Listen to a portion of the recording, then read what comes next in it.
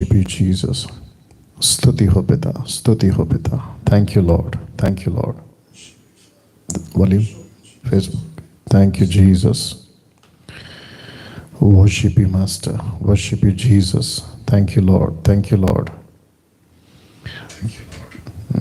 इसका आवाज अच्छा है, ठीक है. प्रभु यीशु मसीह के मधुर और मीठे नाम में दोस्तों आप सभी का बहुत बहुत स्वागत एक और रविवार में. आप जैसे स्क्रीन पे देख रहे हैं कि प्रति रविवार एवरी संडे आपके बीच में हम आते हैं, परमेश्वर का वचन से सेविकाई करते हैं, आपको एजुकेट करते हैं देश और विदेश में. बेहद बेहद अद्भुत टॉपिक के साथ आपके बीच में कुछ 4 हफ्तों से आ रहा हूं और वो टॉपिक या विषय है 4 सुसमाचार की पुस्तकें, जिसमें से मैं आपको सिखाते आ रहा हूं. और मैं जानता हूं कि लाखों लोग इससे आशीषित हो रहे हैं, सीख रहे हैं. यीशु की महिमा इस अध्ययन से हो रही है. जी हां, मसीह बंधन बैठक हिंदी ऑनलाइन चर्च प्रति रविवार 7:30 बजे आपके बीच में आता है. मैं समझता हूं कि आप लोग जिस किसी भी देश, राष्ट्र, अपना देश, विदेश, कहीं से भी आप लोग जुड़ते हैं, आप सभी का फेसबुक और यूट्यूब पे मैं वेलकम करता हूं, स्वागत करता हूं. और आपको ये भी कहता हूं कि आप अगर फेसबुक में अभी देख रहे हैं तो आप नीचे कमेंट्स में टाइप करें कि आप कहां से देख रहे हैं, किस कंट्री से, किस देश के, अपने भारत के किस राज्य से, सिटी या स्टेट. ठीक है ना. मसीह मंथन के सदस्य हैं फेसबुक और यूट्यूब, क्योंकि यूट्यूब पे भी चैट का ऑप्शन अभी ओपन है. आप लोग टाइप कर सकते हैं कि अगर आप मसीह मंथन के मेंबर हैं तो मैं चाहता हूं कि आप लोग अपनी हुजूरी दर्ज कराएं. साथ ही साथ जो फेसबुक पे अभी देख रहे हैं मुझे, वॉच पार्टी स्टार्ट कर दें, शेयर करें जितने लोगों तक कर सके. फेसबुक पे मैंने बीच में देखा था कि ग्रुप्स हैं, कुछ क्रिश्चियन ग्रुप्स हैं अलग अलग, उन पे भी आप लोग शेयर कर सकते हैं. क्या पता कौन सा वचन का लाइन, कौन सा एक शब्द किसी के जीवन को ब्लेस कर सकता है. ठीक है ना. तो जिसके चलते ठीक है, तो जिसके चलते मैं समझता हूं कि बहुत सारे लोग आशीषित होंगे, स्पर्श होंगे, परमेश्वर के नजदीक आएंगे और प्रभु का काम उनके जिंदगी से होगा. ठीक है ना. एक अनाउंसमेंट का टाइम होता है या सेशन होता है जिसको मैं शुरू में करता हूं.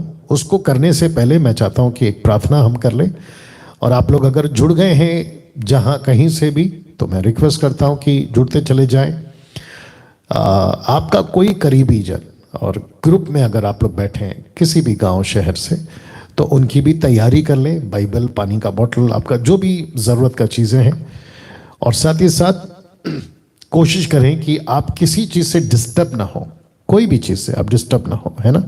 उसका आप लोग ख्याल रखेंगे. ठीक है ना. उसका बेनिफिट ये होता है कि आप फोकस कर पाते हैं, चीज़ों को समझ पाते हैं. उसके लिए मैं ऐसा कहता हूँ. चलिए एक प्रार्थना करते हैं, फिर उसके बाद में अनाउंसमेंट का टाइम होगा. उसके बाद प्रभु का वचन आपके बीच में हम लेकर आएंगे. आइए दुआ करते हैं. अपनी आंखें बंद कर ले, जहां कहीं से भी आप लोग हैं. घर पर है तो घुटने पर आ जाएं, बैठना है तो ठीक है, आपकी तबीयत ठीक नहीं है तो आप लेटे हैं स्ट्रेचर पे, जैसे तैसे, बट फोकस. आइए प्रार्थना करते हैं.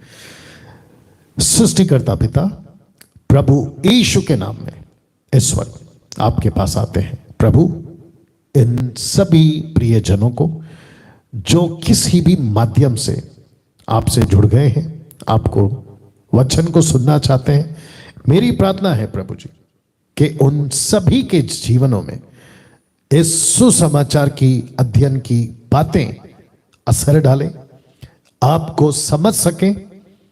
इस 21वीं सदी में जहां चारों तरफ भयंकर शिक्षाओं में गड़बड़ है, कोई कुछ तो कोई कुछ, लेकिन उसी के बीच तेरा सही आवाज, तेरी सही वॉइस लोगों तक पहुंचे, ऐसी प्रार्थना मैं इस वक्त करता हूं। प्रभु मुझे, साथ ही साथ जितने भी लोग शूटिंग रूम में अभी यहाँ हैं, और जो भी इक्विपमेंट्स, जो भी चीजें, सब कुछ आपका नियंत्रण उस पर होने पाए। विनती ये भी करते हैं, अगर कोई ऐसा व्यक्ति जो आपको नहीं जानता, उसने अपना जीवन आपको नहीं दिया, लेकिन पहली बार वो आपसे जुड़ा हुआ है, फर्स्ट टाइम आपको वो देख रहा या सुन रहा है, प्रभु जी ऐसे लोगों की जिंदगियों की, उनके बुद्धि ज्ञान आत्मा को पवित्र आत्मा जी प्रार्थना करते हैं आप स्पर्श करिए।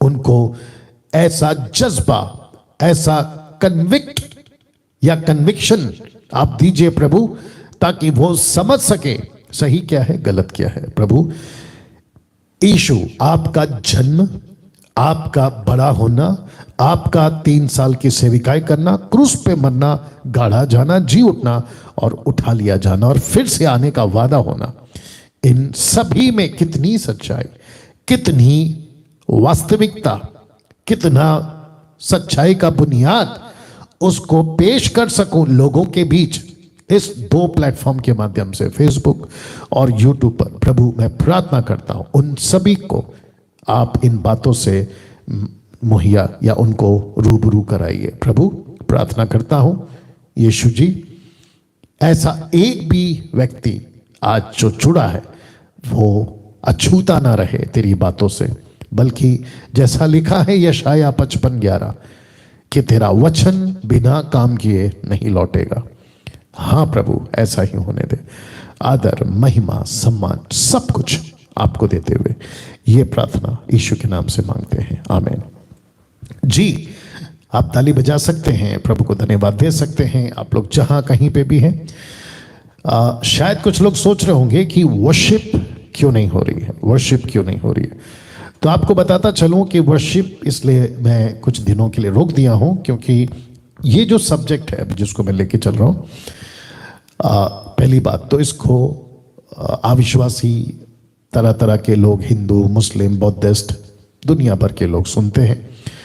तो मैं चाहता हूं कि उनको सटीक वचन जाए, एक्यूरेट, सीधा, बाकी कुछ नहीं। दूसरा रीजन यह है कि वक्त बहुत है, इसके ऊपर बहुत जाएगा, और आज का जो सेशन है एपिसोड नंबर 5, उस पर भी बहुत सारी बातें आपके बीच में रखनी है, ठीक है ना। तो जितने भी अभी 750 लोग मुझे दिखाई दे रहे हैं फेसबुक और यूट्यूब पे मिला के, आप सभी का मैं वेलकम करता हूं। मैं जानता हूं कि अभी जो लोग देख रहे हैं, आप में बहुत सारे लोग वेट करते हैं कि कब संडे आएगा, कब है ना डैनियल राज बात करेंगे। मैं जानता हूं, मैं उन सभी का दिल से धन्यवाद देता हूं। दूसरी चीज़ मुझे अभी याद आ रही है कि हाल ही में, अगर मैं गलत नहीं हूं, 4-5 दिन पहले हमने 2 लाख सब्सक्राइबर्स यूट्यूब के कंप्लीट कर लिए हैं। तो मैं उन सभी सब्सक्राइबर्स का बहुत बहुत धन्यवाद देता हूं जिन्होंने मुझे सब्सक्राइब किया है। और अगर अभी कोई देख रहा है तो मैं चाहता हूं कि आप सब्सक्राइब कर लें, और इसके पैसे डैनियल राज नहीं कमाता है ना। I don't earn money but I earn souls, ये मैंने बात डाला भी था। चलिए, अनाउंसमेंट का टाइम आपके लिए थोड़ा सा देना होगा, सुनिएगा, बहुत सारी अपडेट्स हैं। मसीह मंथन के जो मेंबर्स हैं खास करके वो तो सुने, और खास करके पंजाब के लोग, अगर कोई अभी पंजाब से है तो मैं चाहता हूं कि एमएमबी के पंजाब के मेंबर्स आप लोग जरूर ध्यान दें, ऑफकोर्स बाकी लोग भी। सबसे पहली चीज, पूछो जो भी पूछना है। यह प्रोग्राम स्टार्ट हो चुका है पिछले हफ्ते, और इसको हम हर मंगलवार को शुरू कर रहे हैं, जैसे कि 2 दिन बाद होगा, मंगलवार को होता रहेगा। ओनली फॉर 1 डे, सप्ताह में सिर्फ एक ही दिन। ये नंबर आप देख रहे हैं, ये नंबर सिर्फ और सिर्फ प्रति मंगलवार सिर्फ 1 घंटे के लिए ऑन होगा। उसकी वजह यह है कि ये नंबर इतना वायरल हो गया, या इतना फैल गया है कि बीच में मैंने ऑन किया था, मैंने आपको बताया भी था कि कम से कम 200 के 300 के आसपास बैक टू बैक कॉल आते चले गए, और मैं इतना देर नहीं दे पाऊंगा क्योंकि मेरा बाकी स्टडी जो है वो रुक जाएगा। तो जिसके चलते हम सिर्फ और सिर्फ 1 ही घंटा रखते हैं इसको ऑन, उसी में आप लोग कॉल करिएगा, और आपका जो भी प्रश्न है उसको तैयार करें। अगर कोई गवाही देना चाहता है तो उसको भी आप लोग गवाही के तौर पे बता सकते हैं इस नंबर पे। उसके बाद जैसे मैंने अभी कहा था,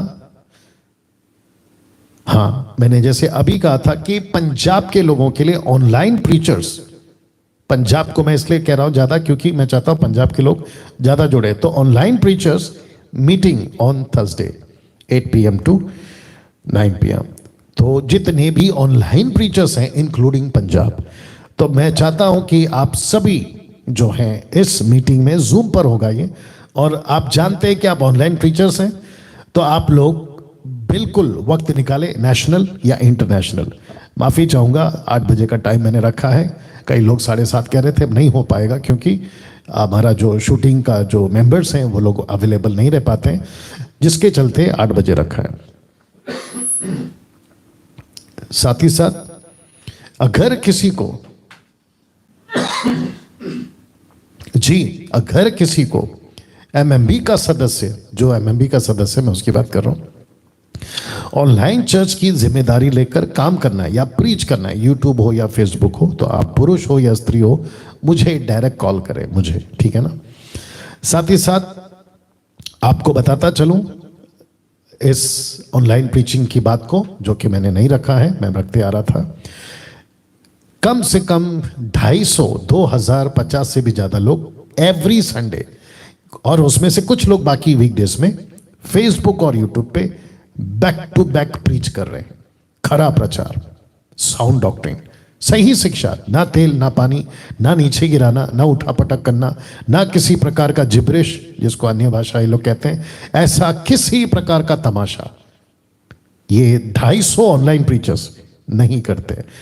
यीशु का प्रचार करते हैं, यीशु ने जैसा सिखाया, पतरस ने जैसा यीशु की बात सिखाई, पौलुस ने जैसे यीशु की बातें सिखाई, वैसे ही ये MMB के प्रीचर्स आपको सिखाते हैं।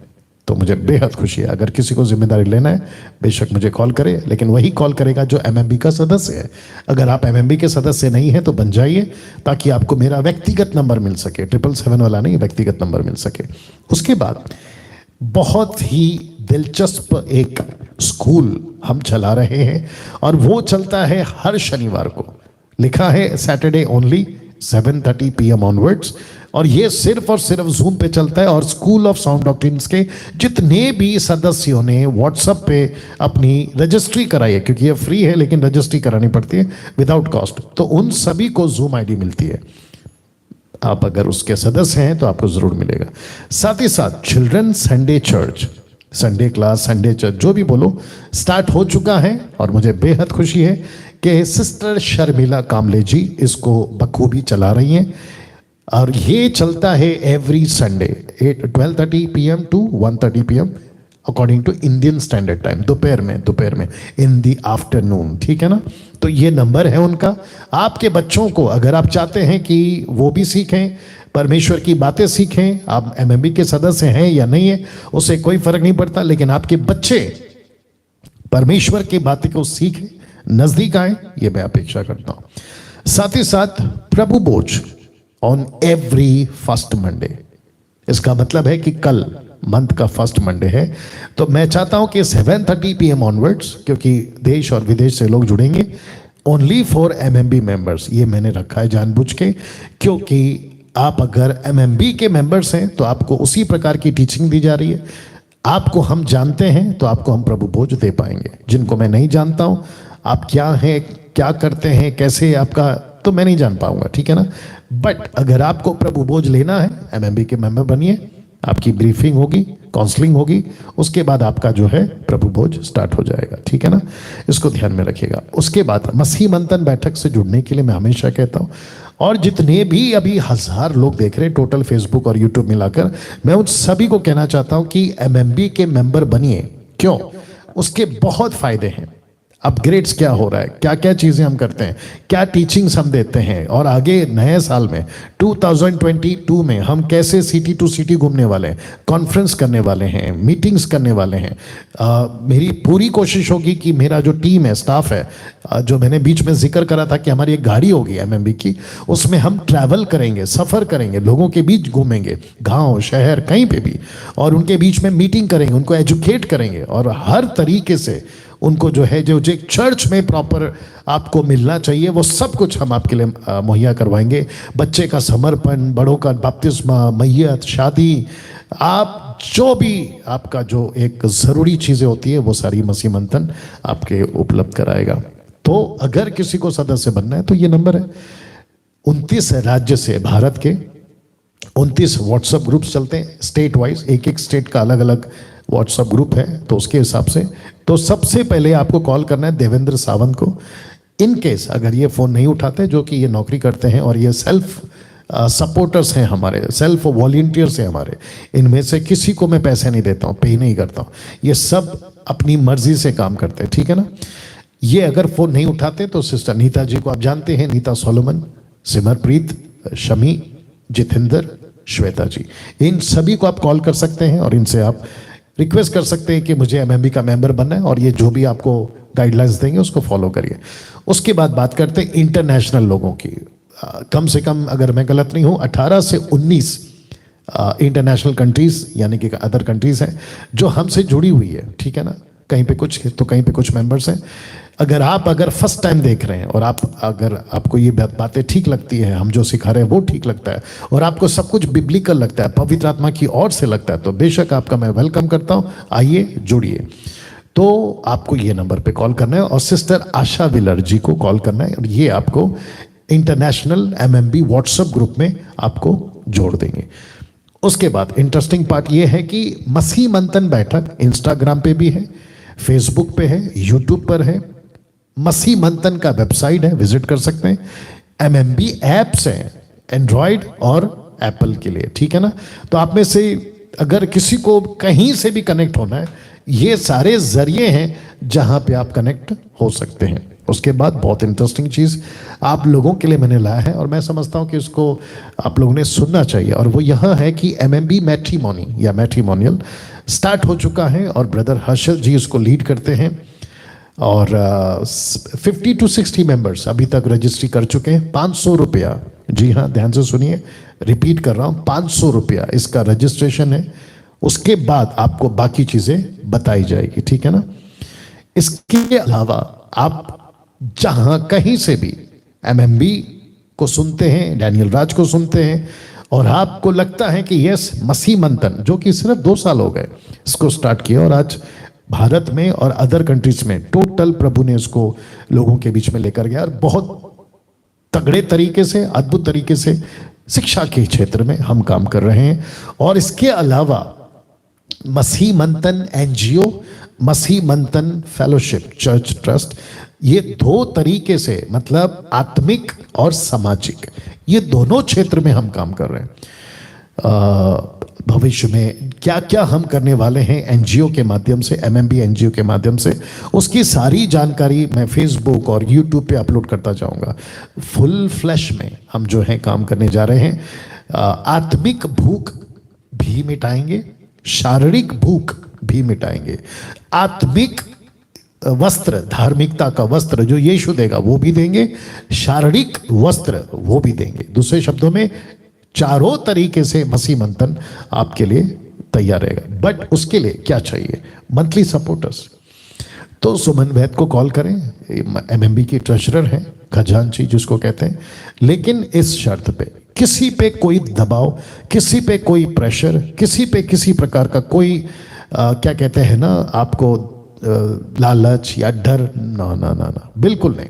दायित्व दूर की बात है, हम यहूदी कॉन्सेप्ट में नहीं चलते, ठीक है ना। गलतियों का किताब उसका 2रा अध्याय या 3रा अध्याय 10 में, अगर मैं गलत नहीं हूं, श्राप से हम मुक्त हो चुके हैं, व्यवस्था के अधीन में वापस क्यों जाए, ठीक है ना, मुक्त कर दिया गया। तो अगर किसी को मंथली सपोर्टर्स बनना है, यस पास्टर डैनियल मेरा कुछ पैसा, रकम छोटा हो या बड़ा, उससे कोई फर्क नहीं पड़ता, आपका जो भी मंथली सपोर्ट है वो हम मुझ तक पहुंचेगा, मेरे पास पहुंचता है। बीच में किसी ने कॉल किया था कि आपके नॉलेज में रहता है पैसा हम जो दे रहे, ऑफ कोर्स रहता है, ठीक है ना। तो इसका ख्याल रखिएगा। और साथ ही साथ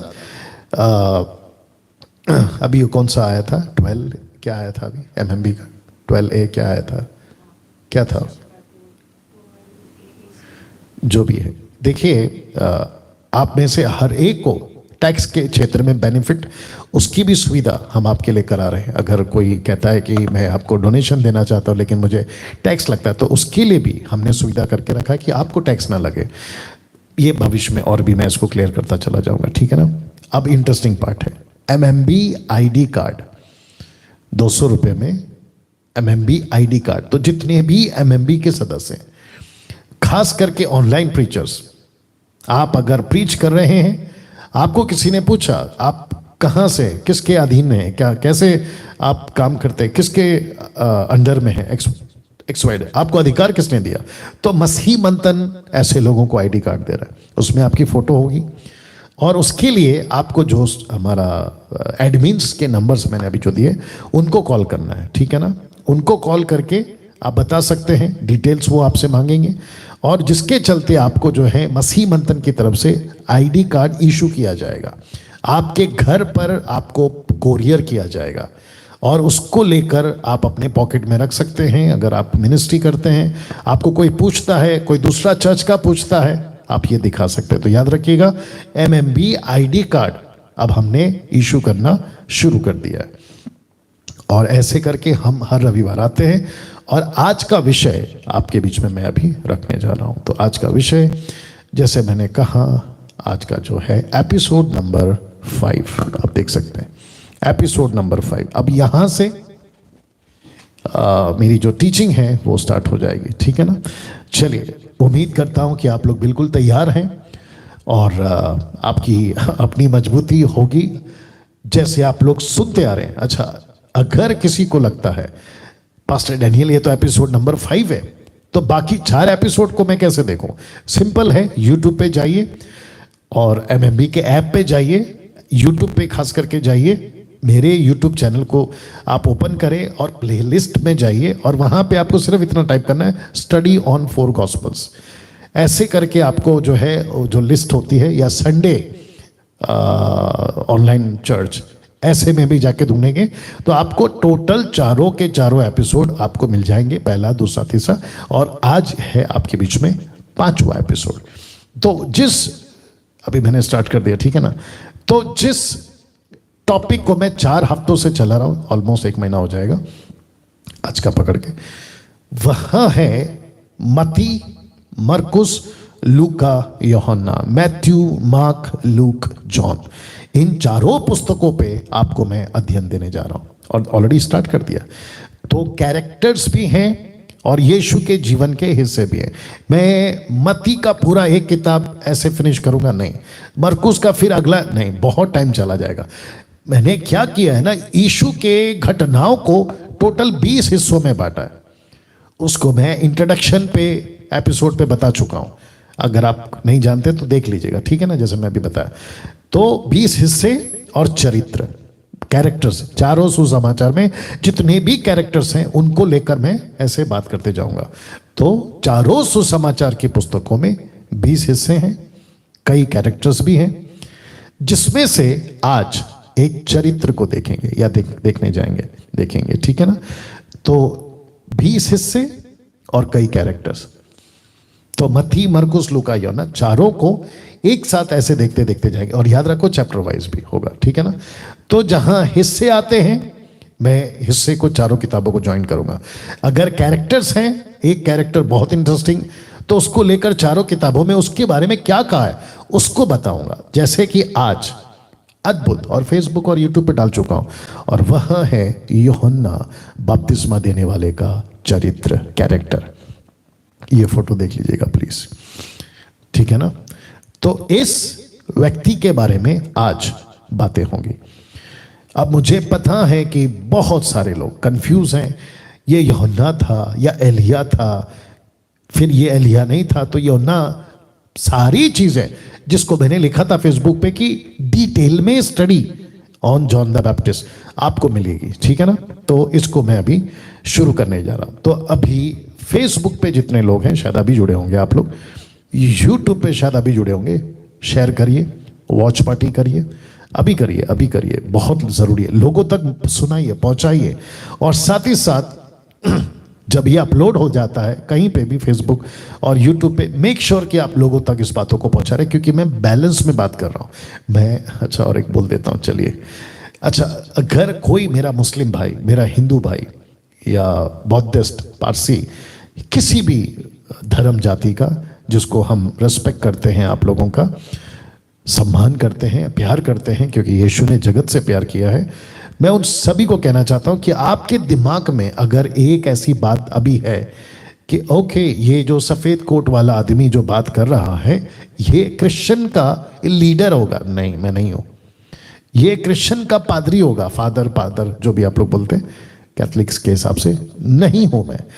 ये कोई पेंटिकॉस्टल कैरिस्मेटिक का पास्टर होगा, तो मैं नहीं हूं sir. Of course pastor Daniel Raj मैं लिखता हूं, लेकिन उस हिसाब से आप मुझे अभी नहीं देखना है और ना ही मुझे कभी देखना है, क्योंकि मैं क्रिश्चियनिटी को रिप्रेजेंट नहीं करता, मैं यीशु के किंगडम को रिप्रेजेंट करता हूं।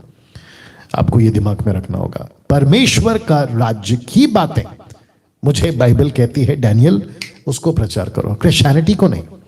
क्रिश्चियनिटी और बाकी जितने धर्म है मेजर, कुछ 5 से 7 धर्म है मेजर, उसको मैं प्रीच नहीं करता। बीच में फेसबुक पे मेरा एक वीडियो मुझे लगता है 20-25 मिनट का है, उसको 8.5 लाख लोग मात्र 4 महीने में देख चुके हैं। और उसके नीचे बहुत लोग लिखते हैं कि ओह, आप तो क्रिश्चियन लीडर हैं, बहुत सारी बातें भी करी है उल्टी सीधी, वो बात अलग है, क्या कर सकते हैं उसके लिए। तो मैं आपको अभी से बता देता हूं कि आप किसी क्रिश्चियन लीडर को नहीं सुन रहे हैं। मैं क्रिश्चियन लीडर नहीं हूं, नहीं हूं, नहीं हूं। मैं यीशु के राज्य का प्रचारक हूं। मैं उसी वसीले से आप लोगों से बातें करता रहा, करता हूं और करता रहूंगा, ठीक है ना। चलिए। अच्छा, बीच में अभी कुछ लोग बोलेंगे कि पास्टर क्यों डालते हो। पास्टर क्रिश्चियन वालों ने नहीं बनाया, पास्टर है ना, ये मिनिस्ट्री है, 5-fold ministry, apostle, profit, past, evangelist, pastor, teacher, ये यीशु ने दिया, क्रिश्चियन ने नहीं दिया। इसलिए मैं लिखता हूं pastor Daniel Raj. Anyway, wonderful. Shepherd जो लीड करता है यीशु के लोगों को, who leads the flock of Jesus, उसको बोलते हैं शेपर्ड।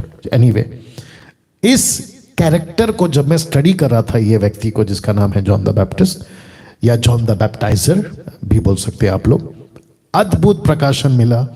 बहुत अच्छा बात इनके माध्यम से आपको मैं आज सिखा पाऊं, पवित्र आत्मा ने लीड करा वैसे। और इस व्यक्ति को 4 किताबों में दर्ज किया गया। मत्ती इसको नहीं छोड़ा, मरकुस ने भी इनको नहीं छोड़ा, लूका ने भी इनका रिकॉर्ड किया, यूहन्ना ने तो तगड़ा किया।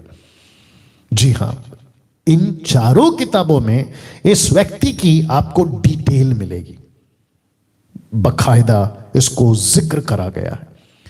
तो मैं समझता हूं कि यीशु के पहले इस व्यक्ति को 4 किताबों ने बखूबी लिखा है।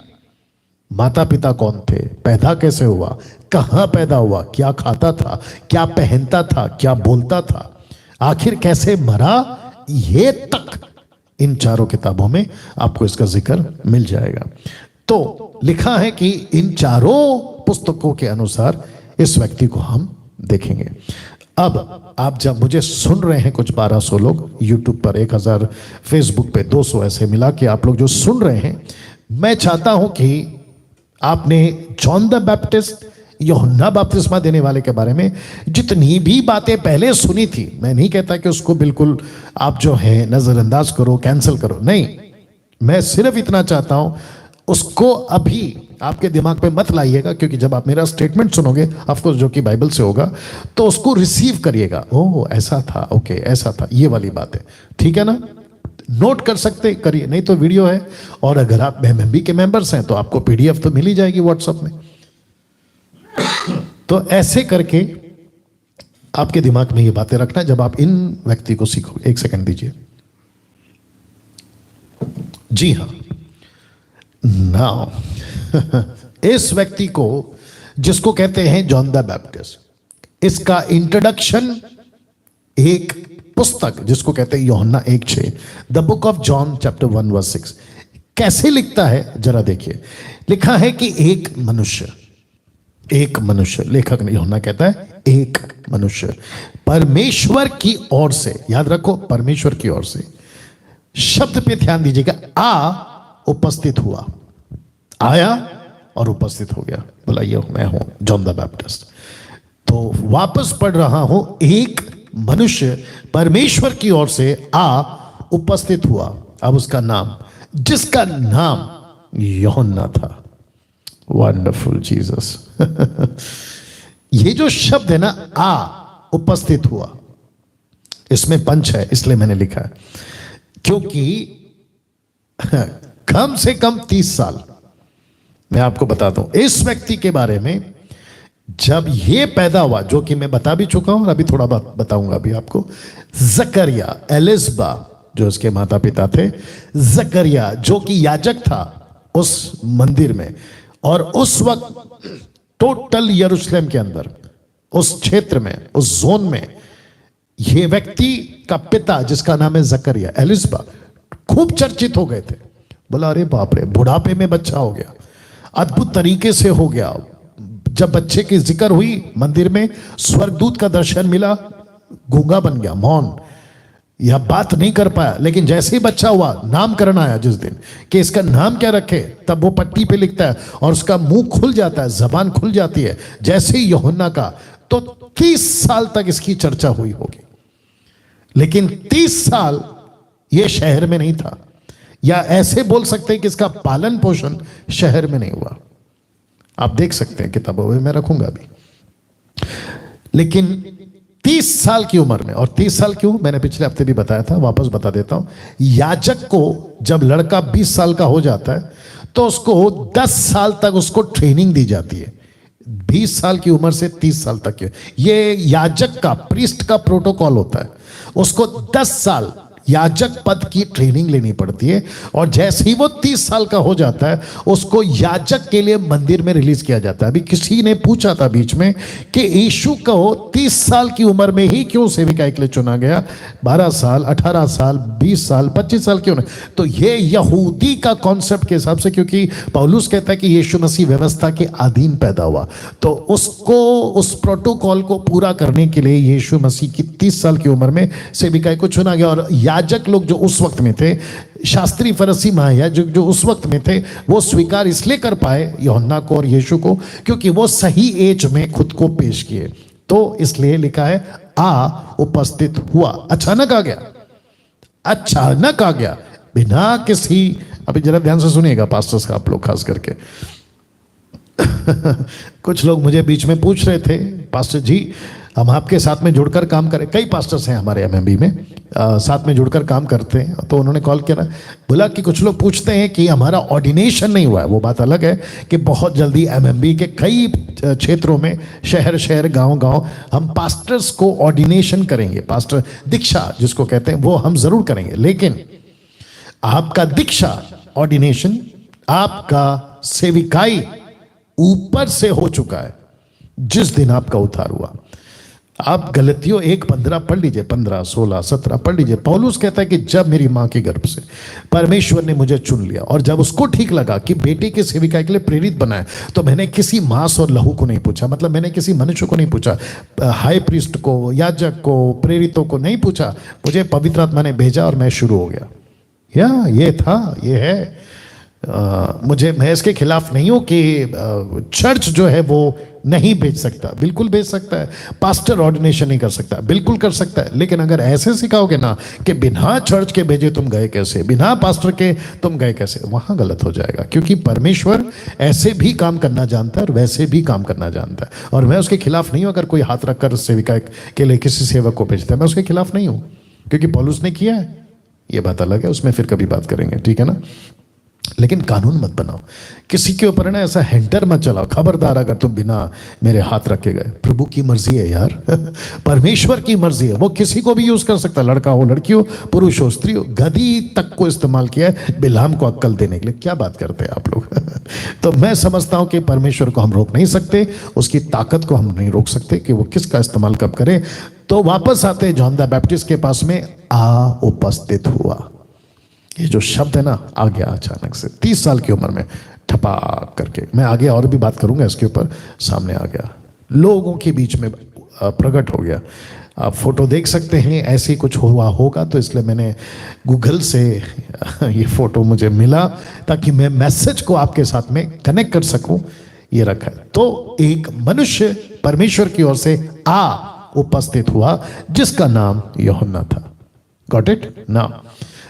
इस व्यक्ति के बारे में एक प्रोफेसी हुई है, भविष्यवाणी। कहां? यहां मलाकी 3:1। सिर्फ शब्द पे ध्यान दीजिएगा। लिखा है, देखो मैं अपने दूत को भेजता हूं। दूत कौन है? John the Baptist. कॉन्टेक्स्ट अभी मिल जाएगा। देखो मैं, कौन? परमेश्वर, अपने दूत को भेजता हूं और वह मार्ग को मेरे आगे सुधारेगा। मार्ग को मेरे आगे सुधारेगा। यह कौन है जो मार्ग को सुधारेगा? कॉमन सेंस समझ गए होंगे आप। तो इस व्यक्ति के बारे में जिसको लिखा है उपस्थित हुआ, इसकी प्रोफेसी, उसकी भविष्यवाणी कुछ ऐसे हुई थी, दूत को भेजूंगा और वो मार्ग को मेरे आगे सुधारेगा। देखिए, और एक दे देता हूं आपको लाइन। जॉन द बैप्टिस्ट का पैदा होना परमेश्वर के हाथ में था। बुढ़ा बुढ़ी हो गए थे, बुजुर्ग हो गए थे, बुढ़ापे में आ गए थे। जकरिया, एलिजबा, उनको तो जकरिया तो गूंगा इसलिए बना क्योंकि उसको तो यकीन ही नहीं था कि बुढ़ापे में बच्चा हो सकता है। बहुत सारे रीजन है। बुढ़ापा शब्द मैं यूज कर रहा हूं, आप लोग समझ जाइएगा। बूढ़ी औरत, अब इसके आगे नहीं बात कर सकता, लॉजिक लगा लीजिएगा। ऐसी औरत बच्चे को जन्म दे पाएगी? इम्पॉसिबल। तो जॉन द बैप्टिस्ट का पैदा होना परमेश्वर के हाथ में था। उसको कैसे बढ़ाना परमेश्वर के हाथ में था। उसको जंगल में रखकर क्या क्या सिखाना परमेश्वर के हाथ में था। फिर उसको 30 साल की उम्र में लिखा है, अपने दूत को भेजूंगा और वो मार्ग सुधारेगा, मेरी ओर से आएगा वो।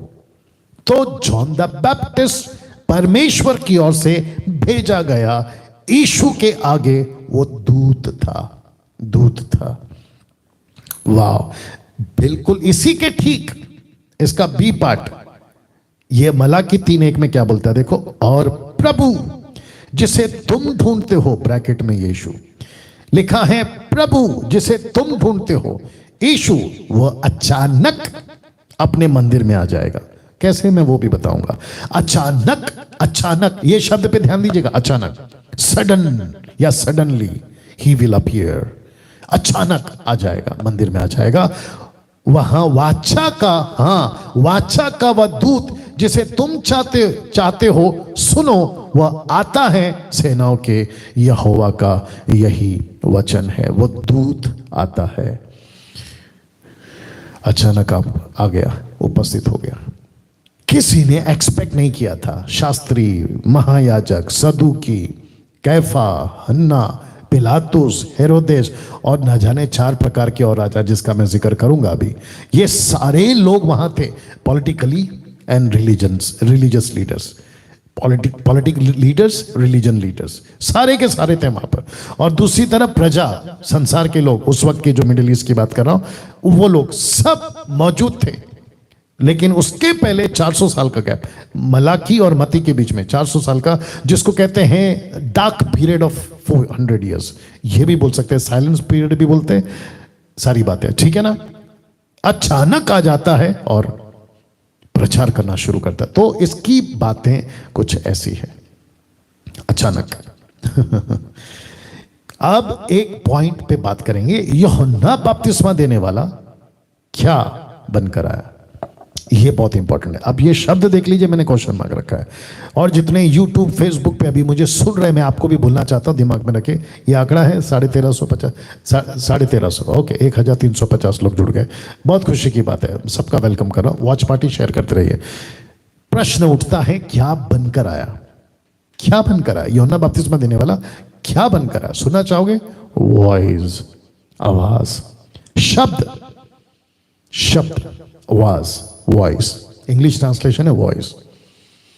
पास्टर डैनियल, ये किसकी आवाज बनकर आया? मैं रखूंगा अभी। तो जॉन द बैप्टिस्ट के बारे में ये स्टेटमेंट है जो मैं रख रहा हूं, यूहन्ना 1:23। उसने कहा, मैं जैसा, कौन? जॉन द बैप्टिस्ट, मैं जैसा यशाया भविष्यवक्ता ने कहा है, जंगल में एक पुकारने वाले का शब्द हूं, आई एम द वॉइस। ये जॉन द बैप्टिस्ट ने कहा, मुझे तुम जो सुन रहे हो मैं किसी का इको हूं। इको इको इको चेक, ये इको यू अंडरस्टैंड? मैं किसी का आवाज हूं, मैं किसी का इको हूं। शब्द मैं हूं लेकिन आवाज मैं हूं, लेकिन किसी वचन का मैं आवाज हूं। वो वचन क्या है मैं आपके बीच में लाऊंगा, अभी आपको भी मैं बताऊंगा। जॉन द बैप्टिस्ट ने भी उसको रखा है। आप जानते हैं इसी यूहन्ना की किताब में, इसी यूहन्ना की किताब में एक वचन है, मैं रखूंगा उसको। लेकिन इस व्यक्ति ने खुद को क्या कहा? मैं शब्द हूं, मैं आवाज हूं। शब्द हूं मतलब वॉइस हूं, मैं आवाज हूं। शब्द आवाज, इंग्लिश ट्रांसलेशन वॉइस। इसको देखिए, यीशु ने कहा मैं वचन हूं। आदि में वचन था, वचन परमेश्वर के साथ था, मैं रखूंगा, और वचन परमेश्वर था। थियोस, यीशु को जो ट्रांसलेशन हुआ है, कई मुस्लिम लोग इसको एग्री नहीं करेंगे, मैं कुछ नहीं कर सकता। सत्य तो सत्य है, आपको बहस करना है करिए, कुछ नहीं कर सकते। आप संडे का मंडे नहीं कर सकते और मंडे का संडे नहीं कर सकते। यीशु को गॉड वर्ड यूज किया गया है, जी कैपिटल, या और ग्रीक ट्रांसलेशन है थियोस, और वो वर्ड जो थियोस यूज होता है वो सिर्फ और सिर्फ परमेश्वर के लिए यूज होता है, एलोहिम, यहोवा, ठीक है ना। तो यीशु क्या है? वचन। In the beginning was the word, WORD, word, in the beginning. अगर यीशु वचन है तो यूहन्ना बपतिस्मा देने वाला उस वचन का आवाज है, आवाज, वॉइस। तो यूहन्ना कहता है, मैं रख रहा हूं, यूहन्ना कहता है, ये एक का एक में, आदि में वचन था, वचन परमेश्वर के साथ था और वचन परमेश्वर था।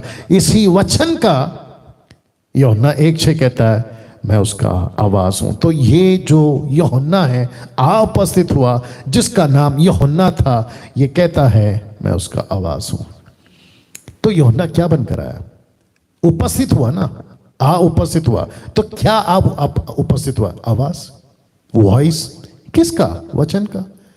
आदि में क्या था? इसलिए मैंने उसको रेड किया है। आदि में, फ्रॉम द बिगनिंग क्या था? वचन। इसलिए भजन संहिता 138, सैम 138 वर्स 2 लिखा है, परमेश्वर ने अपने नाम से भी ज्यादा अपने वचन को महत्व दिया है। अब आप सोच के देखिए, मैं जो प्रीच करता हूं वचन, आप जो सुन रहे हैं वचन, और इसीलिए अभी कल SSD का टॉपिक भी यही था। हम क्या प्रीच करते हैं? Sound doctrine, maintain the sound doctrine. ये टॉपिक मैंने दिया था। क्रेते की कलीसिया को पौलुस ने टाइटस को यही सिखाया था, वचन पे फोकस करना। और वचन आदि से है, वचन विश्वास योग्य है, और जिसके चलते मैं समझता हूं कि जॉन द बैप्टिस्ट उसी वचन का आवाज है। तो वापस आ जा रहा हूं, यीशु वचन है तो यूहन्ना वॉइस है। कैसा लग रहा है? क्या कभी इस एंगल से आप लोगों ने फोकस किया था? क्या कभी इस एंगल से बाइबल को पढ़ा था? अगर पढ़ा है और स्टडी किया है, आपको सैल्यूट है। लेकिन अगर नहीं, आज आपके लिए मौका है, स्टडी करो। ऐसे स्टडी करना है, ऐसे सीखना है आपको। तो आदि में वचन, और वो वचन बनकर आया, उपस्थित हुआ यूहन्ना, यीशु का आवाज बनकर आया। अभी कुछ लोग, जैसे जॉन द बैप्टिस्ट को कुछ लोग पसंद नहीं करते थे, उसका तब गर्दन तक कटवा दिया हेरोदेस की पत्नी ने अपनी बेटी को भेजकर, ठीक है ना। आज भी बहुत सारे लोग हैं। जब आप यीशु की आवाज बन जाते ना, मैं क्या हूं, मैंने बीच में कितनी बार बोला मेरे प्रीचिंग में, मैं ये जॉन द बैप्टिस्ट की तरह सड़क में चिल्लाने वाला वो आवाज हूं, फिलिप की तरह खोजा को समझाने वाला वो दास हूं। परमेश्वर अगर वचन है तो मैं और आप जो 10% खरे प्रचारक हैं, वो उसकी आवाज है, वॉइस। जैसे उसको पसंद नहीं किया, वैसे आज 10% मसीह जो बिल्कुल साउंड डॉक्ट्रिन पिच करते नहीं करते पसंद, कोई फर्क नहीं पड़ता। लेकिन मैं क्या करूं, मेरा तो कोई दिक्कत नहीं है, मेरी कोई कसूर नहीं है। हम वचन की इको हैं, हम वचन की आवाज है। डैनियल राज कौन है? वचन की आवाज है, वॉइस हूं मैं। मैं जो अभी प्रीच कर रहा हूं, जो कानों में आपकी आवाज पहुंच रही है ना, इमेज छोड़ दीजिए, वॉइस की बात कर रहा हूं, आपके कानों में जो आवाज पहुंच रही है ना, वो यीशु की वचन की आवाज है। बस फर्क इतना है, आज मैं बैठ के बात कर रहा हूं, लेकिन आज से 2021 साल पहले पीछे चले जाओ तो यीशु ये बातें कर रहा हो रहा था। अगर आज यीशु को ये मौका दिया जाए या यीशु पृथ्वी पर आकर बात करे तो यही बात करेंगे जो मैं भी कर रहा हूं, वचन। That's it. तो समझ रहा होगा, यूहन्ना की आवाज इन लोगों के बीच सुनाई गई। परमेश्वर ने इस व्यक्ति को, जिसका नाम है यूहन्ना, 30 साल की उम्र में जब वहां पे ऐसा कुछ था तो इनके बीच में तो कैसा था? सबसे पहला स्ट्रॉन्ग पॉलिटिकल किंग्स और दूसरा स्ट्रॉन्ग रिलीजन लीडर्स। तो एक तरफ किंग्स थे जो पॉलिटिकली लीड कर रहे थे अपने अपने तरीके से, और दूसरे यहूदी धर्म के अगुवे लीडर्स जो मंदिर के ठेकेदार थे। मंदिर के ठेकेदार, ये मंदिर है, ये यरूशलेम है, ऐसे आना है, ऐसे जाना है, इतना देना है, उतना नहीं देना है, इसकी इतनी बिक्री होगी, उसकी इतनी बिक्री होगी, ऐसा चलता था। तो लिखा है strong political Kings and strong religion leaders. इनके बीच यूहन्ना की आवाज सुनाई दी लोगों को। पास्टर डैनियल कहाँ लिखा है? लीजिए, रख रहा हूं। अब लूका आ गया। मैंने कहा ना चारों किताबों को मिला के बात करूंगा। अब लूका आ गया। तो ये क्या है? कैरेक्टर है। तो आप जब 4 किताबों को पढ़ते हो ना, तो आपको ये कैरेक्टर मिलेगा। तो जब कैरेक्टर मिलेगा ना, तो आपको पता चलेगा ओके, इसी कैरेक्टर को लूका, मत्ती ने ऐसा लिखा, मरकुस ने ऐसा लिखा, लूका ने और यूहन्ना ने। मैं वो दे रहा हूं, ठीक है ना, ताकि आपको उसकी स्टडी हो जाए। तो लूका 3 का 1 से 2 में लिखा है, तिबिरियुस कैसर के राज्य के 15वें वर्ष में, जब पिन्तियुस पिलातुस यहूदियों का हाकिम था, मतलब इसका किंगडम था, इसका राज चलता था, ये ऑर्डर देता था, जिसको कहते हैं ना लॉ एंड ऑर्डर, पुलिस, ये आदमी था पिलातुस। एक हो गया। उसके बाद लिखा है गलील में हेरोदेस नाम, अभी यहूदी यरूशलेम अलग है, गलील अलग है, मैं रखूंगा मैप और बता भी चुका हूं। तो गलील में हेरोदेस नाम चौथाई का इतेरिया, प्रोनाउंसिएशन बहुत इंपॉर्टेंट होता है, इतुरिया, और त्रखोनी 30 में उसका भाई फिलिप्पुस, और इबलेने में लिस्नियास चौथाई के राजा थे। तो टोटल आप गिन लीजिए कितने, या तकरीबन 4 लीडर्स हैं। हेरोदेस कॉमन नाम है, हेरोदेस कोई भी बनता था, फिर उसके बाद उनका नाम होता था हेरोदेस ये, हेरोदेस वो, हेरोदेस ये। तो इसके लिए बता रहा हूं, ठीक है ना। अब आते हैं रिलीजन लीडर, और ये कौन है? एक है हन्ना और दूसरा है महायाजक। हन्ना और कैफा, हन्ना और कैफा फादर इन लॉ का रिलेशनशिप है, ससुर दामाद, नहीं हाँ जो भी है, फादर इन लॉ, हन्ना और कैफा, ये महायाजक थे। अब आप सोचिए कि लूक जब लिख रहा है तो इन सबको क्यों लिख रहा है, क्या जरूरत है? इसलिए मैंने कहा वापस पीछे जाता हूं कि जॉन द बैप्टिस्ट की आवाज, वॉइस ऐसे टाइम पे सुनाई गई जहां पे ये 2 तरह के स्ट्रॉन्ग लीडर्स थे। एक थे पॉलिटिकली स्ट्रॉन्ग और दूसरे थे रिलीजियंस वाइज स्ट्रॉन्ग। ऐसा क्यों पास्टर डैनियल आप कह रहे हैं? तो शब्द पे ध्यान दीजिए। उस समय परमेश्वर का वचन जंगल में जकरिया के पुत्र यूहन्ना के पास पहुंचा। अभी मैं रखूंगा जंगल क्यों, मैं रखूंगा। सोच के देखिए, परमेश्वर जा सकता था हन्ना के पास, परमेश्वर जा सकता था कैफा के पास, परमेश्वर जा सकता था पिलातुस के पास, जो कि उसकी पत्नी के पास गया भी, मत्ती का 7 का 18-19 में पढ़ लेना बाद में। परमेश्वर जा सकता था एतुरिया के पास, फिलिप्पुस के पास, लिसानियास के पास जा सकता था ना। पॉलिटिकल लीडर्स के पास अगर जाते तो काम ऐसे बन जाएगा। 1 सेकंड दीजिए। लेकिन नहीं गया, लेकिन नहीं गया। परमेश्वर ने एक व्यक्ति को 30 साल जंगल में ट्रेन किया, अच्छे से ट्रेन किया, और उसको ट्रेन करके, जिसके बाप का नाम जिक्र है यहां पे जंगल में, जकरिया के पुत्र। मैं भी मेंशन करूंगा कि नाम क्यों मेंशन किया। इस व्यक्ति को परमेश्वर जंगल में मिलता है। शहर में मिल सकते थे आप, नहीं मिले। मंदिर में मिल सकते थे आप, नहीं मिले। एक छोटा सा लॉजिक दे देता हूं, कनेक्शन दे देता हूं। आपको याद है सैमुअल, एक लड़का, उसकी मां का नाम हन्ना। उस वक्त का जो प्रीस्ट था एली, उसके 2 बच्चे थे और एली टोटल 3 और ये लड़का टोटल 4। देखिए एक ही मंदिर है, एक ही स्पॉट है, एक ही लोकेशन है, एक ही प्रोमाइसेस है, उसमें 3 कैरेक्टर्स ऐसे हैं। एक है एली, टोटल अनुभवी, सफेद बाल हो गए, प्राचीन बुला सकते हैं। अगर उस वक्त में बिशप का कोई टाइटल अगर देते तो शायद एली को दे देते, बिशप है ये, बिशप एली। उसके बच्चों को प्रॉफिट या फिर अपोस्तल या फिर रेवरेंड कुछ भी बना सकते थे, पास्टर बना सकते थे।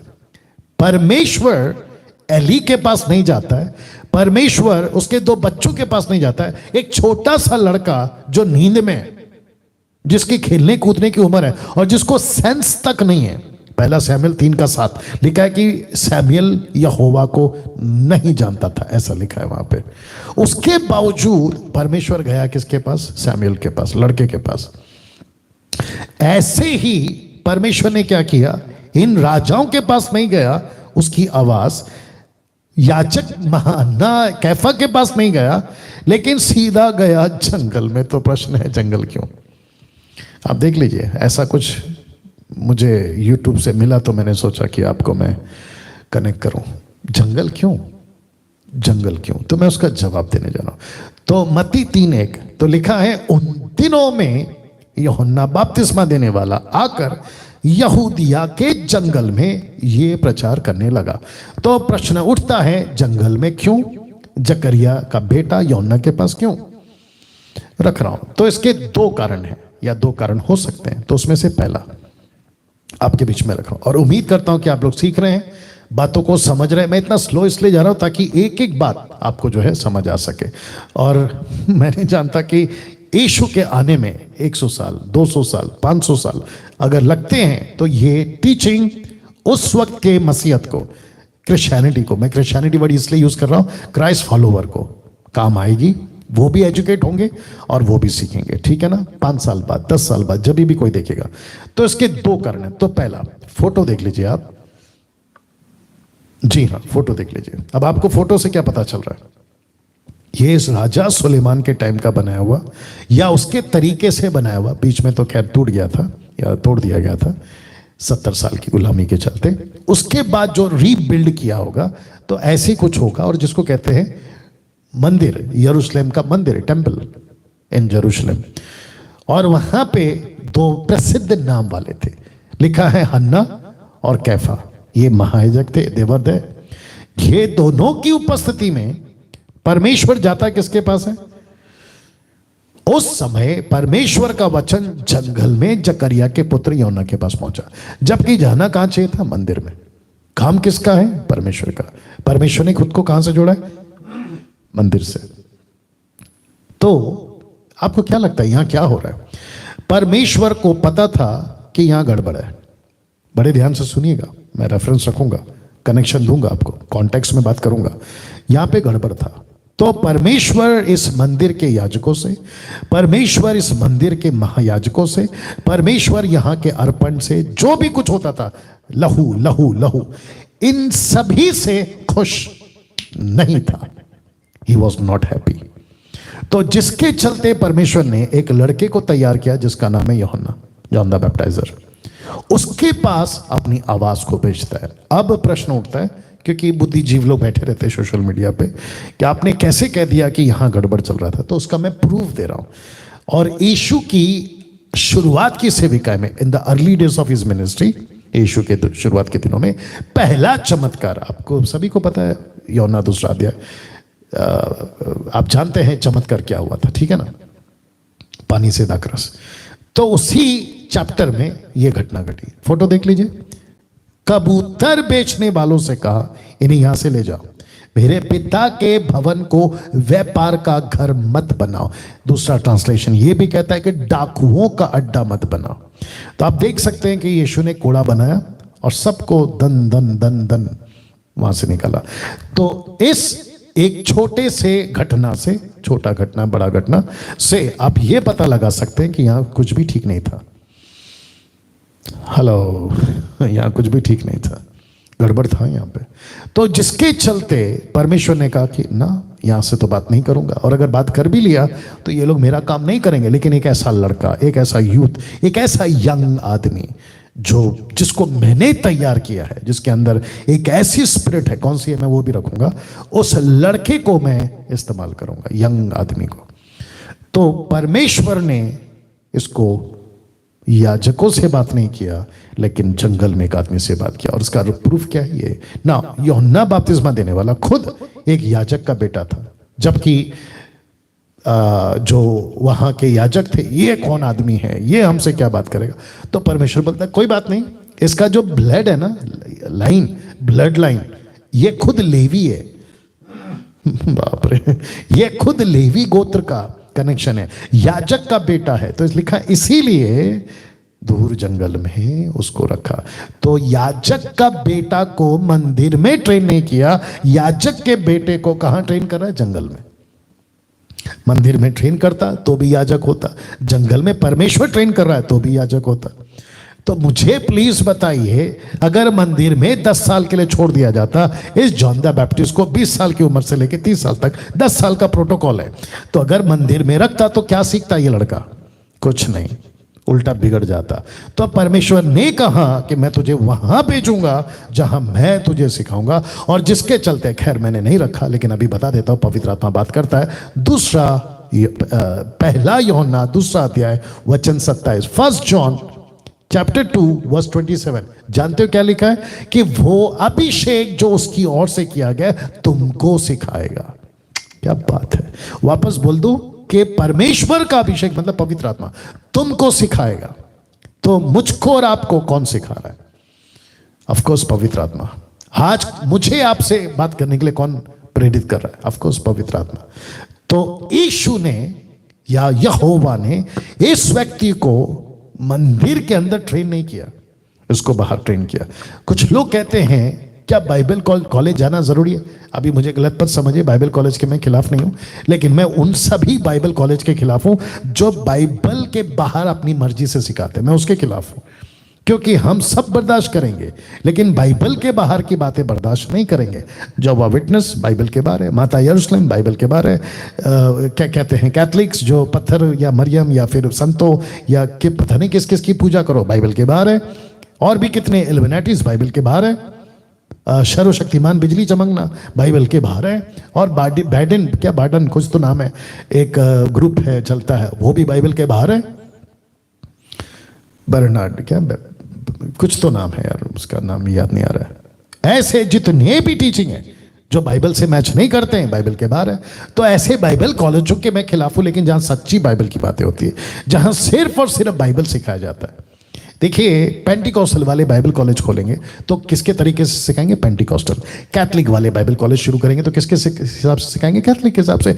वैसे ही मेथोडिस्ट, सीएनआई, मार्तोमा, पता नहीं दुनिया के जितनी भी क्या कहते हैं डिनोमिनेशंस हैं, थाउजेंड्स के ऊपर हैं, वे अपने तरीके से सिखा रहे, तो वो गलत हो जाएगा। बाइबल को बाइबल के हिसाब से सिखाओ। बाइबल कॉलेज में बाइबल ही सिखाना है विद कॉन्टेक्स्ट। उसका निचोड़ क्या है, उसका अर्थ, असली अर्थ क्या है, अगर वो सिखाते तो मैं अप्रिशिएट करता हूं। लेकिन हम किसी भी तरीके से किसी बॉक्स में बंद नहीं है। एक प्रकार का दिमाग में रख लेते हैं, आप ऐसे आ रहे हो तो ही आपको स्वीकार करेंगे। ऊपर परमेश्वर बोलता है मैंने इसको मंदिर में नहीं छोड़ा, मैंने इसको जंगल में छोड़ा। आपको परमेश्वर घर में तैयार कर सकता है, आपके घर में तैयार कर सकता है। जब यीशु का वो आएगा ना बात, कि यीशु 18 साल अपने माता पिता के वश में रहा, लेकिन लिखा है परमेश्वर और मनुष्य दोनों के अनुग्रह में बढ़ा। वो कैसे हो गया फिर? और अव्वल दर्जे का स्टडी यीशु को मिला, जो बड़े बड़े उपदेशकों के बीच में बैठकर उनको सवाल जवाब किया। अब आप सोच सकते हैं 12 साल का लड़का यीशु क्या गजब का बात कर सकता। कौन सिखाएगा? पवित्र आत्मा। तो किसी प्रकार का बॉक्स मत बनाओ, ऐसे जाओगे तो ही सीखोगे, मेरे पास से सीखोगे तो ही सीखोगे, ना ना ना ना। अभी देखिए, मैं जब स्टेट लेवल पे बात कर रहा था अपने एमएमबी के, तो मैं कह रहा था कि मसीह मंथन का कोई चेहरा नहीं होना चाहिए। मसीह मंथन का डैनियल राज चेहरा नहीं है। जैसे हमारे देश के प्रधानमंत्री जी हैं, अगर उनको पूछा जाए कि मोदी मतलब कौन, नरेंद्र मोदी मतलब कौन, बीजेपी, बीजेपी मतलब कौन, नरेंद्र मोदी, तो चेहरा कौन है, मोदी। वैसे ही कुछ लोग बोलते हैं ओ एमएमबी मतलब डैनियल राज। बिल्कुल नहीं, मुझे नहीं बनना है एमएमबी का चेहरा, बल्कि मुझे मसीह मंथन का एक एक व्यक्ति को मसीह मंथन का चेहरा बनाना है। ये आपके दिमाग में रखिएगा। तो वापस कहता हूं कि हम में से हर कोई परमेश्वर का काम कर सकता है और परमेश्वर किसी को भी इस्तेमाल कर सकता है, लड़का लड़की, पुरुष स्त्री, जवान बुजुर्ग, किसी को भी। तो इस व्यक्ति को मंदिर में ना लेकर बल्कि उसको जंगल में ट्रेन किया। यह है पहला लॉजिक। दूसरा कारण, यूहन्ना बपतिस्मा देने वाला अंतिम प्रॉफिट था, अंतिम भविष्यवक्ता, अंतिम भविष्यवक्ता। तो इसी को क्यों यूज किया, या इसी को दूसरा कारण मैं रख रहा हूं कि इसी के पास में आवाज क्यों गई, ये दूसरा कारण है, क्योंकि ये प्रॉफिट है, ये भविष्यवक्ता है। वाह, अब ये ऐसा प्रॉफिट है जो ओल्ड टेस्टमेंट से ये प्रॉफिट चला आ रहा है और न्यू टेस्टमेंट को कनेक्ट कर देता है अपने आप से। तो ये दोनों के बीच में ये वो प्रॉफिट है और इसको कहते हैं अंतिम आखिरी प्रॉफिट है ये इस लिस्ट का। ठीक है ना? कैसे, कहां लिखा है, लीजिए ना, मत्ती 11:13 यीशु का स्टेटमेंट है। मैथ्यू चैप्टर 11:13 लिखा है यूहन्ना तक, जॉन द बैप्टिस्ट की बात हो रही है, सारे भविष्यवक्ता और व्यवस्था भविष्यवाणी करते रहे, यूहन्ना तक। अब लूक क्या कहता है, 16:16, लूक 16:16, व्यवस्था और भविष्यवक्ता यूहन्ना तक रहे। उसके बाद जॉन द बैप्टिस्ट के बाद कोई प्रॉफिट की जरूरत परमेश्वर को नहीं पड़ी नहीं पड़ी, क्योंकि जॉन द बैप्टिस्ट आखिरी प्रॉफिट था। रेफरेंस देख लीजिए ना। और जिसके चलते यीशु ने एक लूका 1:17 में मतलब स्वर्गदूत ने लूका 1:17 में, लूक 1:17 में ऐसा कहा, वह जकरिया से कहा जिब्राइल ने यह कहा, एलिया की आत्मा और सामर्थ में होकर उसके ब्रैकेट में यीशु के आगे आगे चलेगा कि पितरों का मन लड़के बालों की ओर फेर दे, आज्ञा ना मानने वालों को धर्मियों की समझ पर लाए, प्रभु के लिए एक योग्य प्रजा तैयार करे। अब आपको इससे भी पता चल गया होगा कि ना तो वहां पे लड़के बाले ठीक थे, ना माँ बाप ठीक थे, ना आज्ञा मानने वाले धर्म की पीछे चलते थे, और प्रभु के लिए योग्य प्रजा नहीं थे। तो ये लड़का आएगा कौन, जॉन द बैप्टिस्ट। किसकी आत्मा, एलिया की आत्मा और सामर्थ में। तो इसको क्या कहा, इसको कहा ये आखिरी प्रॉफिट है। कैसा लग रहा है या मत्ती 11:14, चाहो तो मानो, यीशु ने कहा चाहो तो मानो एलिया जो आने वाला था वह यही है, वह यही है। पता है क्यों? क्योंकि यह स्टेटमेंट यीशु को बोलना जरूरी था। अगर यह स्टेटमेंट यीशु नहीं बोलते तो अन्य जातियों को जॉन द बैप्टिस्ट से कोई तकलीफ नहीं होती और एलिया से भी कोई तकलीफ नहीं होती, लेकिन यीशु मसीह के बारे में मत्ती ने, क्योंकि यहूदी कनेक्शन है, मैं आपको बता चुका हूं, क्योंकि मत्ती खुद यहूदी है, तो यहूदी कॉन्सेप्ट से ये लिख रहा है। क्योंकि मलाकी के चौथे अध्याय वचन 5 और 6 में ये बात आ चुकी थी और वहां के शास्त्री, फरीसी, यहूदी सब जानते थे, महायाजक सब जानते थे। देखो, यहोवा के उस बड़े भयानक दिन के आने से पहले मैं तुम्हारे पास एलिया नबी को भेजूंगा, नबी प्रॉफिट एलिया नबी को भेजूंगा। वह माता पिता के मन को उनके पुत्रों की ओर और पुत्रों के मन को उनके माता पिता की ओर, और ऐसा ना हो कि मैं आकर पृथ्वी को सत्यानाश कर दूं। तो इसका मतलब है कि परमेश्वर ने कहा कि मैं एलिया भेज रहा हूं। फोटो देख लीजिए, मैं एलिया भेज रहा हूं। वाह, कैसा लग रहा है दोस्तों कैसा लग रहा है? क्या आपने वॉच पार्टी कर दिया स्टार्ट? शेयर करना जारी रखा है? प्लीज करिएगा, अगर नहीं किया तो प्लीज डू दैट, क्योंकि मैं चाहता हूं कि ये बाइबल की बातें जो इतनी डिटेल में मैं दे रहा हूं लोगों के कानों तक जाए, खास करके अविश्वासियों के अंदर भी, और मसीह लोगों एजुकेट हो। तो इस वचन के मुताबिक और यीशु के इस वचन के मुताबिक कि चाहो तो मानो, हालांकि मुझे कोई दिक्कत नहीं है, यीशु कहता है मानना है तो मानो, चाहो तो मानो, एलिया जो आने वाला था वो यही है। पता है क्यों? क्योंकि यीशु, कम ऑन गेट रेडी, यीशु को टाइटल से कोई मतलब नहीं है, यीशु को अपने आज्ञा से मतलब है। क्या बात है!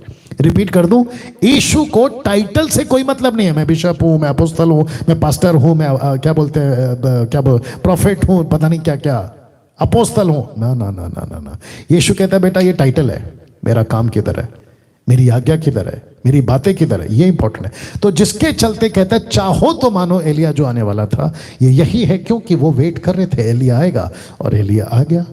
इसकी बातें कहां लिखी? सबसे पहले स्वर्गदूत ने बोली, वह एलिया की आत्मा और सामर्थ में आएगा। ये गैब्रियल का स्टेटमेंट है। गैब्रियल को किसने भेजा? प्रभु ने। तो स्वर्गदूत कहता है कि वो एलिया की आत्मा में आएगा और उसकी सामर्थ में आएगा, और वो यीशु के आगे आगे चलेगा। इसका मतलब है यीशु बाद में आएगा, एलिया जॉन द बैप्टिस्ट पहले आएगा। अब बताइए, और उसका मकसद क्या है? योग्य प्रजा तैयार करना। कैसा लग रहा है? जरा सोच के देखिए, क्या गजब की बातें आपके बीच में प्रभु ला रहा है। तो चाहो तो मानो जो आने वाला एलिया था वह यही है ना। इस वचन के मुताबिक पास्टर डैनियल कि वो एलिया है, इसके जो कपड़े हैं ना मैं आगे दिखाऊंगा, लेकिन मैं आपको बताऊं कि इस एलिया के बारे में दूसरा राजा 1:8 में कुछ ऐसा लिखा है। क्या लिखा है? देखिए, लिखा है उन्होंने एलिया और जॉन द बैप्टिस्ट को मैं कनेक्ट कर रहा हूं, ठीक है ना। उन्होंने उसको उत्तर दिया, क्योंकि बोला कौन आया था? बोला एक आदमी आया था। बोला उसका कपड़ा कैसा है? तो वो बता रहे। वो कहते हैं, नौकर कहते हैं, लोग कहते हैं राजा को, उन्होंने उत्तर दिया वह तो रोहार मनुष्य था और अपनी कमर में चमड़े का फेटा बांधे हुए था। उसने कहा वह तिशबी एलिया होगा। तो चमड़े का फेटा, जॉन द बैप्टिस्ट के बारे में क्या लिखा देखो, मत्ती 3:4। या यूहन्ना ऊंट के रोम का वस्त्र पहने था, एलिया किसका वस्त्र पहने था? रोहार मनुष्य था। मतलब उसने जो कपड़ा पहना था, उसके ऊपर जो कपड़ा था वो रोहार मनुष्य का था, मतलब बाल बाल या जो भी चमड़ा जो भी। ये ऊंट के रोम का वस्त्र पहने था और अपनी कमर में चमड़े का पटुका बांधे हुए था। तो दूसरा राजा 1:8 चमड़े का फेटा एलिया, मत्ती 3:4 चमड़े का पटका। तो इसका मतलब है कि जिस एलिया के निशानी थी, ओह ये चमड़े का बेल्ट पहना है, पक्का एलिया है। अच्छा, जॉन द बैप्टिस्ट ने चमड़े का पटुका बांधा है, पक्का जॉन द बैप्टिस्ट है। ये निशानी थी। अब कुछ लोग बोलते हैं यार, बीच में मैं भी सुनता था, और जब शुरुआत के दिन थे तो मैं भी बोलता था यार ये ऐसे कपड़े, अभी ऊंट का कपड़ा कौन पहनता है? मुझे प्लीज बताइए, शेर का कपड़ा पहन सकता है, भालू का कपड़ा पहन सकता है, क्या कहते हैं क्रोकोडाइल का, आप कुछ लेदर का जैकेट बना सकते हैं, लेकिन ऊंट का? या उन दिनों में जंगल में हो सकता है कि ऊंट का जो लेदर के, माफ करें, चमड़ा जो है वो मिला होगा उसको। उसने बोला इसको ओढ़ो, लेकिन पर्टिकुलरली परमेश्वर ने बोला चमड़े का पटका बांधा। चमड़े का पटका उसने कमर में बांधी और उसकी निशानी बन गई। तो इसलिए लिखा है यूहन्ना ऊंट के रोम का वस्त्र पहने था और अपनी कमर में चमड़े का पटका बांधा था। इसको कहते हैं कि परमेश्वर ने जंगल में रखा। ये उसकी कपड़ा था, जीन्स टी शर्ट, क्या कहते हैं कुर्ता, ना ना ना ना ना, ये था उसका कपड़ा। और वो स्वाभाविक है, इसमें कोई लॉजिक नहीं ढूंढना है, बस कनेक्शन देना है कि इसका ओ एलिया भी ऐसी था तो ये भी ऐसी है। तो देखो सिमिलैरिटी, देखो आप समानता देखो। क्यों? क्योंकि यहूदियों को पता था, और जो एलिया को जानते वो भी पता लगेंगे, बोले ओह ये तो आदमी अच्छा। और एक दे देता हूं, इस व्यक्ति से सब डरते थे। किससे? इससे, क्योंकि पैदा होने से लेके बड़ा होने तक, बातें करने से लेके मरने तक गजब का दबदबा समझते ना? हाँ, अपनी बातों का दबदबा रखा था, बड़ा गजब का आदमी था ये। अब इसका खाना क्या था वो भी बताते। उसका भोजन टिड्डियां और बन मधु, बन मतलब जंगल का मधु, वाइल्ड हनी भी बोल सकते, टिड्डियां, लोकस्ट। फोटो देख लीजिए आप, ये खाता था ये। अब आपको शायद नहीं पता है, क्योंकि मैं हिस्ट्री में गया था अभी पढ़ने के लिए, मैंने स्टडी करा।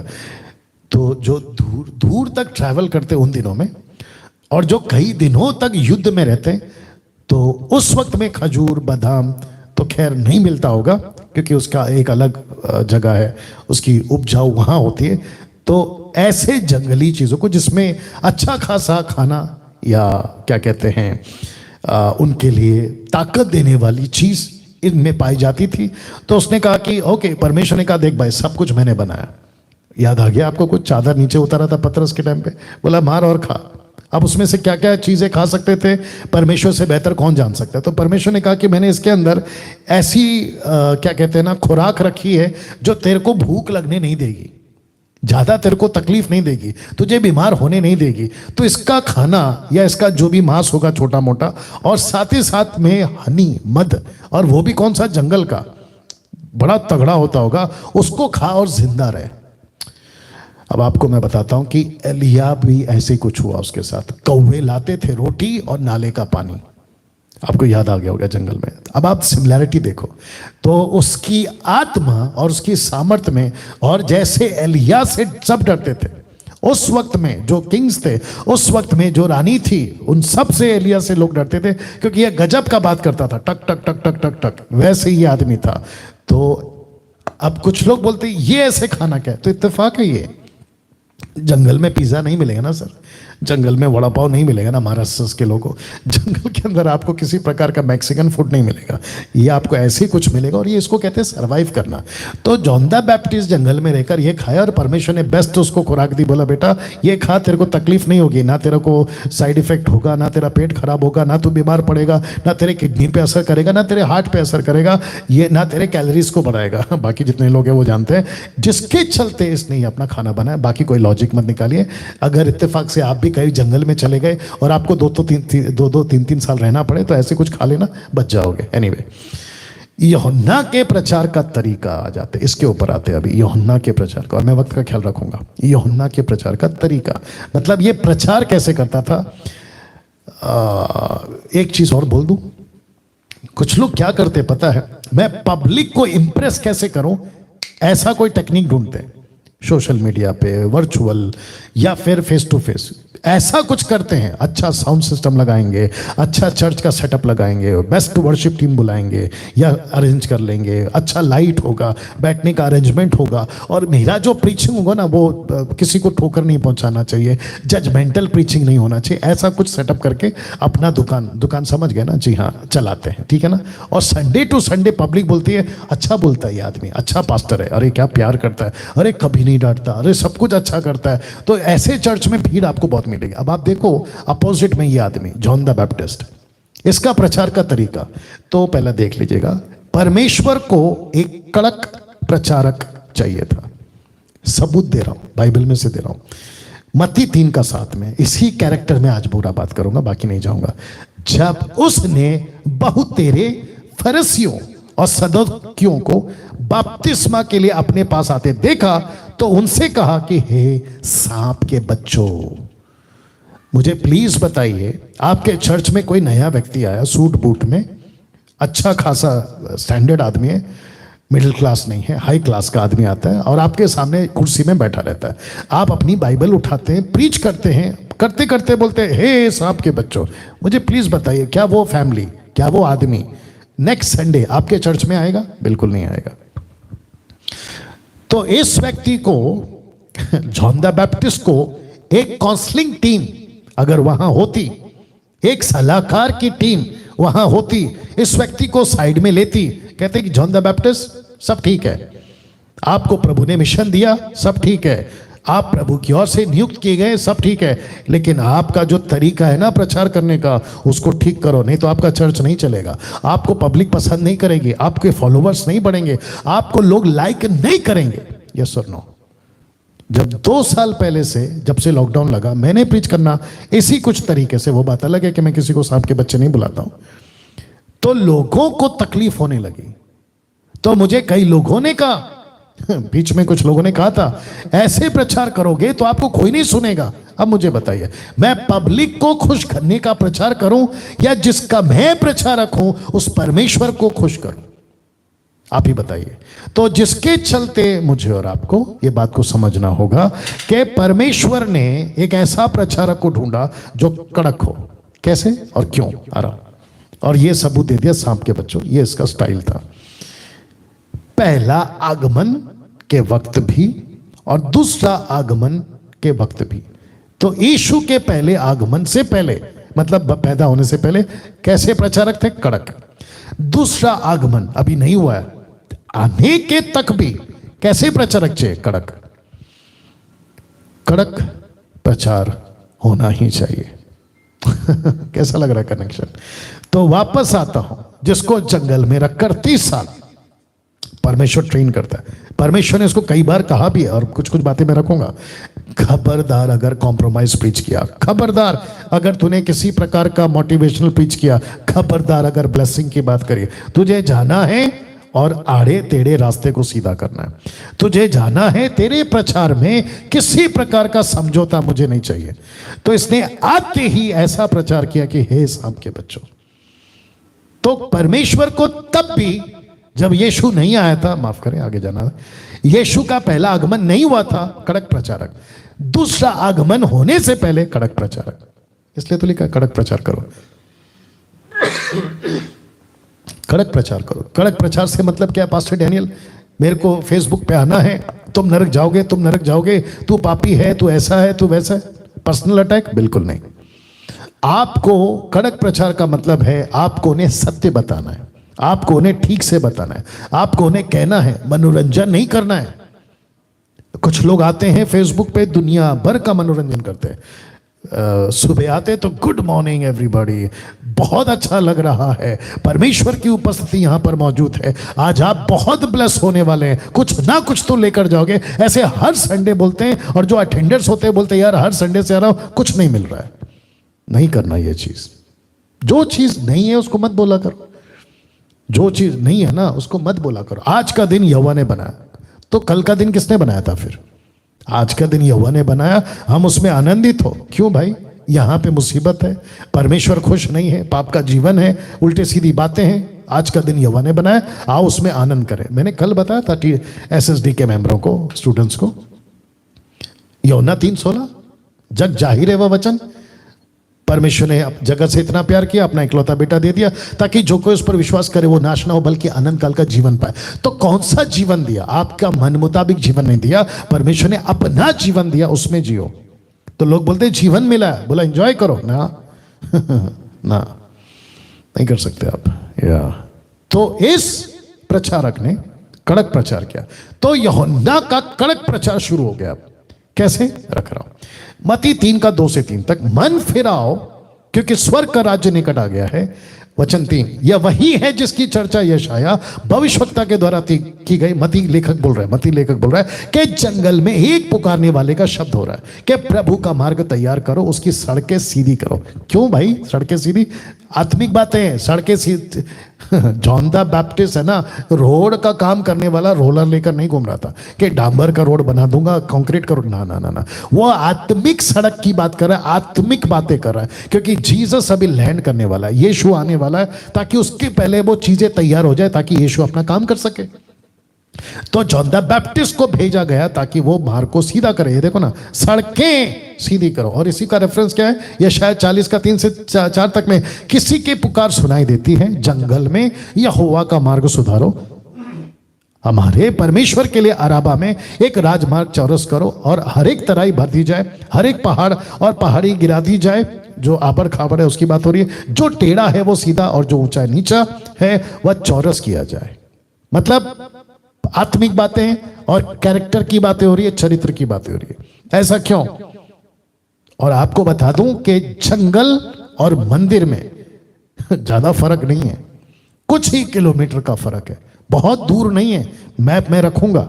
उसके बावजूद ऐसी जगह बेचता है जिसको कहते हैं डेड सी, जॉर्डन डेड सी, जहां का पानी मरा हुआ है, किसी को पसंद नहीं है जाना, वहां पे बपतिस्मा दे रहा है।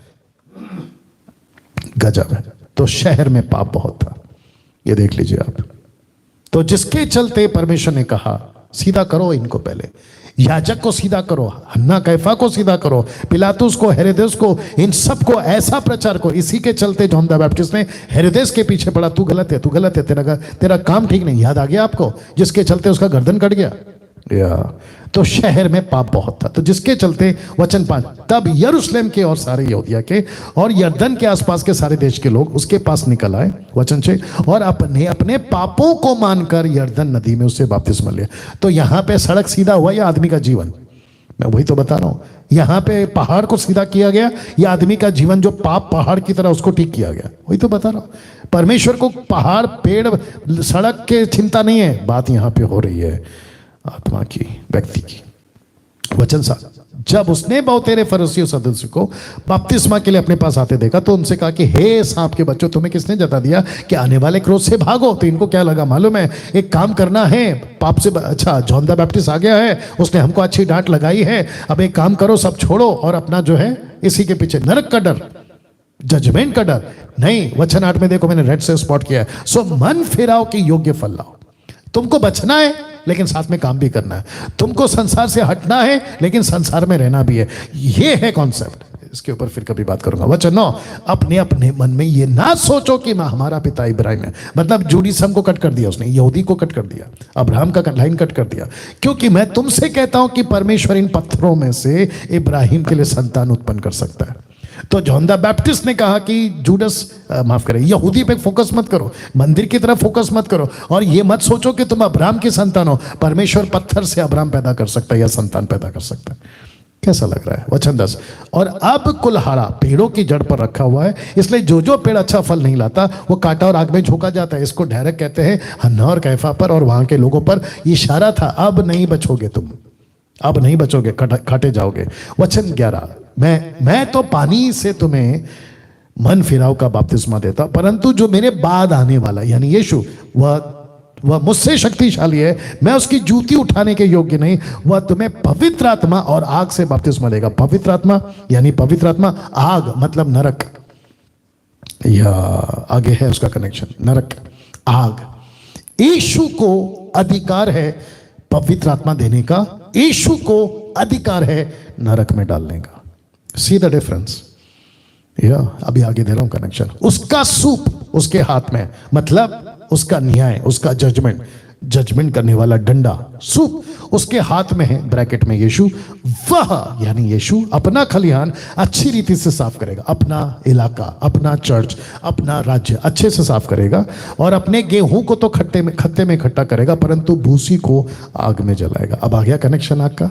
तो पानी से, माफ करें, जॉन द बैप्टिस्ट कहता है या पानी से देता हूं, लेकिन जो मेरे बाद आएगा पवित्र आत्मा से देगा। दूसरा वो कहता है आग में डालेगा, आग में मतलब नरक में। अब क्योंकि वक्त को भी ध्यान रखना है, एंट्री होती है हमारे मसीहा की, यीशु का बपतिस्मा और यूहन्ना से मुलाकात। यीशु चल चल कर आते हैं गलील से और पहुंचते हैं यरदन के पास। नासरत गलील में रहता था 30 साल तक, वहां से पहुंचते हैं यरूशलेम। यरूशलेम के मंदिर में नहीं जाते, लेकिन बिल्कुल मंदिर से अलग, पवित्र मंदिर से अलग एक ऐसी जगह जहां कोई जाना नहीं पसंद करता, जहां का पानी मरा हुआ है, डेड है, वो यरदन के पास पहुंचता है और वहां मुलाकात होती है जॉन द बैप्टिस्ट से। तो लिखा है वचन 13, उस समय यीशु गलील से यरदन के किनारे पर यूहन्ना के पास उससे बपतिस्मा लेने आया। तो मैप देख लीजिए, मैंने रखा है आपके लिए, आपको यहां पे पता चल जाएगा। तो गलील कहां है और यरदन कहां है, काफी किलोमीटर चलकर, काफी लंबा सफर तय कर, वो भी अकेला। वंडरफुल। ना तभी चेले थे, ना 12 थे, ना 70 थे, कोई नहीं था, ना उसके माता पिता थे, ना भाई था। यीशु अकेला घर से सबको टाटा बाय बाय बोलकर निकल जाता है। और यहां से, क्योंकि 30 साल की उम्र हो गई, यहां से यीशु की सेविकाई का क्या कहते हैं, किताब शुरू हो रहा है, अध्याय शुरू हो रहा है। तो लिखा है उस समय यीशु गलील से यरदन के किनारे पर यूहन्ना के पास पहुंचा। मेरा प्रश्न है, यूहन्ना क्यों? यूहन्ना क्यों?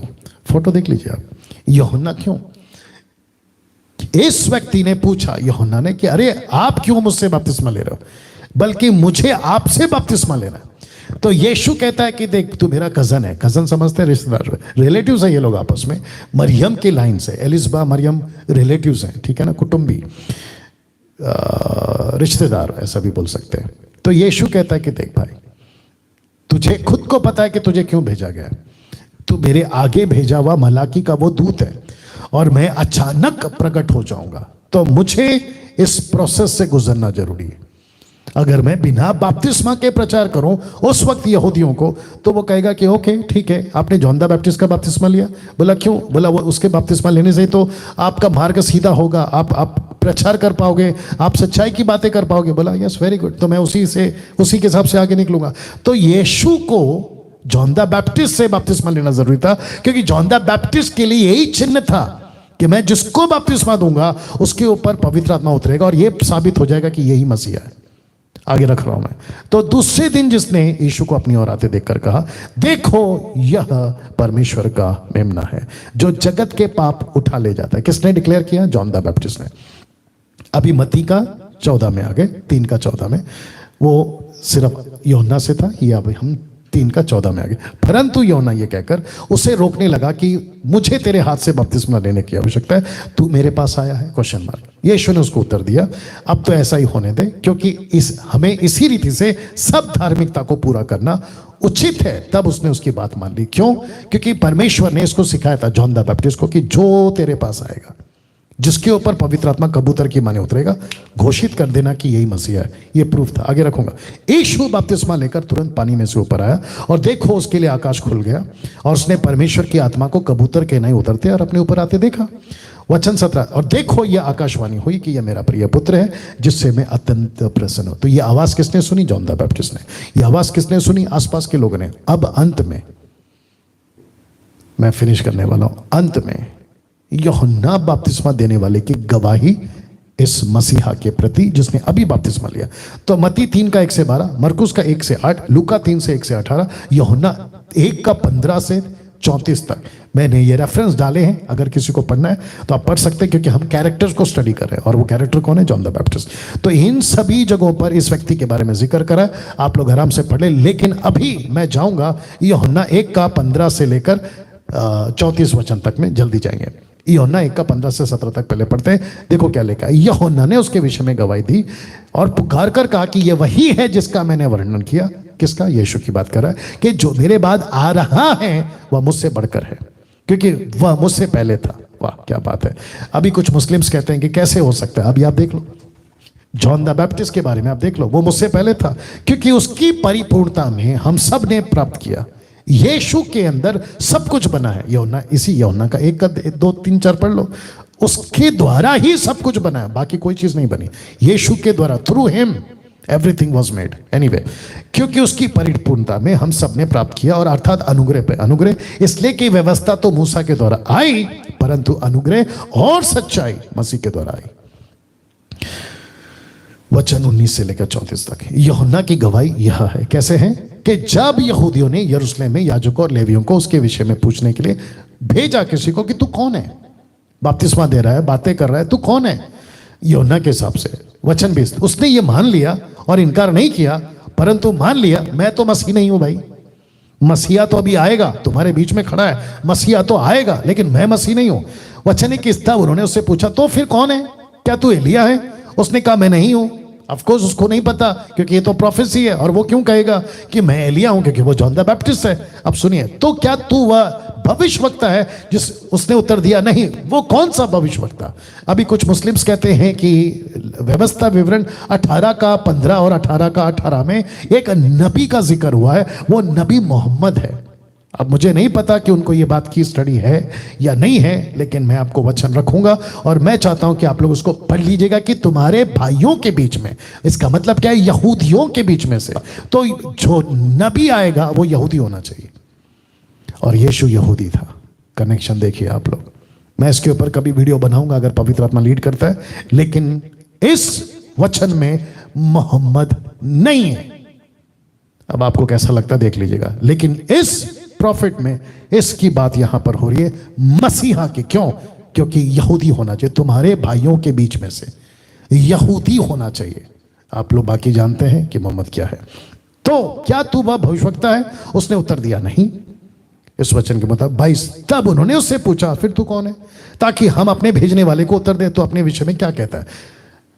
वचन 23, उसने कहा जैसा यशायाह ने कहा मैं वो हूं। मुझे मत पूछो मैं कौन हूं, मैं नहीं हूं मसीहा, मैं नहीं हूं वो, मैं नहीं हूं ये। लेकिन यशाया ने जो कहा मैं वो हूं, क्या है? मैं जंगल में पुकारने वाला शब्द हूं। सी वॉइस, वॉइस मैं आवाज हूं कि तुम प्रभु का मार्ग सीधा करो। वे फरसियों की ओर से भेजे गए थे। अब ये जो फरसी है ना, शास्त्री फरसी, ये ऐसे लोग हैं जिनका ओल्ड टेस्टमेंट में कोई कनेक्शन नहीं है। ये अचानक से कहां से है मैं रखूंगा आपको, लेकिन उन्होंने बहुत परेशान किया, यीशु को भी परेशान किया। 25 उन्होंने उससे ये प्रश्न पूछा, यदि तू ना मसीह है, ना एलिया, ना या भविष्यवक्ता, डिटरोनॉमी 18:18, तो फिर बपतिस्मा क्यों देता है? बपतिस्मा क्यों देता है? 26 उसने उनको उत्तर दिया, मैं तो जल से बपतिस्मा देता हूं। मैं बपतिस्मा दूंगा क्योंकि मुझे आज्ञा दी गई है, मैं तो पानी से दे रहा हूं। देखो उसने कैसे टॉपिक को चेंज किया। परंतु तुम्हारे बीच एक व्यक्ति खड़ा है जिसे तुम नहीं जानते, क्योंकि मैं डिक्लेयर करूंगा कि वो कौन है जिसे तुम नहीं जानते, अर्थात मेरे बाद आने वाला है, जिसकी जूती का बंद मैं खोलने के योग्य नहीं हूं। वचन 28, ये बातें यरदन के पार बैतनिया में हुई जहां यूहन्ना बपतिस्मा देता है। यरदन के पास बैतनिया, देख लीजिए एरो किया है मैंने। बैतनिया यरूशलेम में है, मंदिर अलग, बैतनिया अलग। यीशु कहां से आया? गलील से। ऐसे चलते चलते चलते चलते आया। वाह। 29 दूसरे दिन उसने यीशु को अपनी ओर आते देखकर कहा, देखो ये परमेश्वर का मेमना है जो जगत का पाप उठा ले जाता है। वचन 30, यह वही है जिसके विषय में मैंने कहा था, एक पुरुष मेरे पीछे आता है, मुझसे श्रेष्ठ है क्योंकि वो मुझसे पहले था। मैं तो उसे पहचानता ना था, परंतु इसलिए मैं जल से बपतिस्मा देता हुआ आया कि वह इज़राइल पर प्रकट हो जाए। और यूहन्ना ने यह गवाही दी, मैंने आत्मा को कबूतर के समान आकाश से उतरते देखा और वह उस पर ठहर गया। मैं तो उसे पहचानता नहीं था, परंतु जिसने मुझे, ये वापस रिपीट हो गया, जिस पर तू आत्मा को उतरते और ठहरते देखे वही पवित्र आत्मा से बपतिस्मा देने वाला है। तो जॉन द बैप्टिस्ट को डिक्लेयर करना था, क्योंकि जॉन द बैप्टिस्ट ही सबको बपतिस्मा दिया, कबूतर नहीं उतरा। शास्त्रियों को बपतिस्मा दिया, कबूतर नहीं उतरा, पवित्र आत्मा नहीं उतरा। कबूतर मतलब पवित्र आत्मा, लेकिन शेप था कबूतर। बाकी सबको बपतिस्मा दिया 2-3 दिन पहले, किसी पे नहीं उतरा, लेकिन यीशु पे उतरा। क्यों? ताकि उसको गवाही देना था, यही है। तो लिखा कि जिस पर तू आत्मा को उतरते ठहरते देखे वही आत्मा, पवित्र आत्मा से बपतिस्मा देने वाला है। और देख और मैंने देखा और गवाही दी है कि यही परमेश्वर का पुत्र है। वाह, कैसा लग रहा है? कल प्रभु भोज होगा, कल मंडे। तो मैं चाहता हूं कि आप लोग सब जुड़े, जो एमएमबी के मेंबर्स हैं। ये जो टीचिंग है अभी जो मैंने दी वो यहाँ समाप्त होती है। अगले हफ्ते मैं फिर आऊँगा, आगे की बातें आपको रखूँगा, ठीक है ना? और ऐसे करते करते हम चारों किताबों की स्टडी करेंगे। तो मैं आशा करता हूँ कि आज का स्टडी से आपने बहुत कुछ सीखा है, डिटेल में दे दिया आपको। मुझे नहीं लगता है कि इससे और ज़्यादा डिटेल आपको चाहिए होगा जॉन द बैप्टिस्ट को समझना। अगर कोई देता तो प्रभु ने आशीष दे। आइए दुआ करते हैं। सृष्टिकर्ता पिता यीशु के नाम में जितने लोगों ने सुना है, समझा है, प्रभु उन सभी को आत्मिकता में मजबूत कर, उन्हें नजदीक ला और तेरे कार्य में इस्तेमाल कर। मकसद एक ही है, तेरा राज्य बढ़े।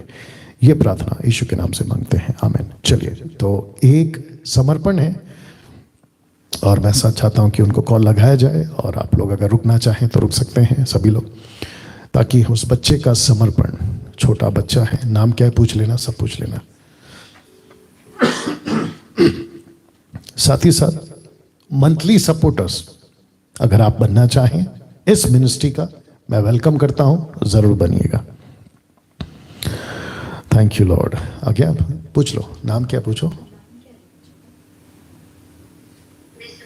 हाँ, अच्छा मैंने रखा था 2 हफ्ता पहले। जी हाँ, ये है बच्चा। वाह, बड़ा खूबसूरत है, लड़का है, विश्वास।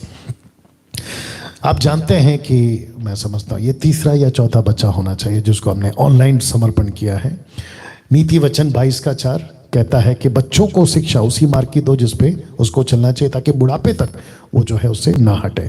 तो ये वो बेबी है, बेबी बॉय विश्वास, इसका नाम हमने रखा है। और मैं समझता हूँ कि ये बच्चा जो है प्रभु की महिमा करेगा आगे, जैसे जैसे वो बढ़ेगा। तो इस बच्चे के लिए हम अभी प्रार्थना करेंगे। आइए दुआ करते हैं। अनुग्रहकारी पिता, इस बालक विश्वास के लिए मैं आपका धन्यवाद देता हूं प्रभु, और मैं जानता हूं कि परमेश्वर बच्चे तेरी ओर से दिया गया फल, ब्लेसिंग, आशीष है, और बच्चों के द्वारा तेरी जो योजना है इस खास करके विश्वास के द्वारा पूरा कर लीजिए प्रभु जी। इनके माता पिता को ब्लेस करें, ताकत दें कि वे इस बच्चे को ठीक से तेरे राज्य में चला सके। आदर महिमा आपको देते हैं, ये प्रार्थना यीशु के नाम से मांगते हैं, सुने और कबूल करें, आमीन। ओके, सो आज इस बच्चे का समर्पण हो गया, तो कंग्रेचुलेशंस। और मेरे को बोलना कि मुझे कॉल करने के लिए बाद में उनको।